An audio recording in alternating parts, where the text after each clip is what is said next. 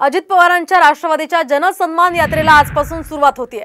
नाशिकच्या दिंडोरीतनं या यात्रेला सुरुवात होईल। या ठिकाणी गुलाबी रंगाचे बॅनर्स लावण्यात आलेत। गुलाबी रंगाची बस इथे दाखल झाली आहे, त्यामुळे सगळं काही गुलाबी सध्या अजित पवार यांच्या या यात्रेमध्ये दिसून येते।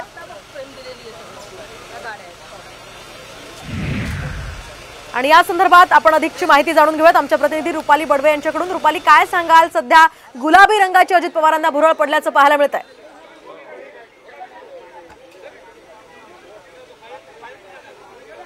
राष्ट्रवादी काँग्रेस अजित पवार गटाची जनसन्मान यात्रा जी आहे ती आता सुरू होत आहे। सध्या मी ओझरच्या विमानतळावरती आहे आणि ओझरच्या विमानतळाच्या बाहेर आपण हे दृश्य बघू शकता। जनसन्मान यात्रा ही जी यात्रा आहे त्याची जी थीम आहे ती खरं तर पिंक कलरची आहे, गुलाबी रंगाची आहे आणि त्याच्यामुळे या ठिकाणी जमलेल्या सगळ्या ज्या गाड्या आहेत त्यांना देखील गुलाबी रंगाने खरं तर आपण बघतो त्याचा रंग बदलण्यात आलेला आहे। आणि प्रत्येक गाडीवरती माझी लाडकी बहीण योजना ही जी योजना आहे किंवा मग सरकारच्या ज्या काही योजना आहेत त्या लोकांपर्यंत पोहोचवण्याचा प्रयत्न खरं तर अजित पवार या यात्रेच्या माध्यमातून करणार आहेत।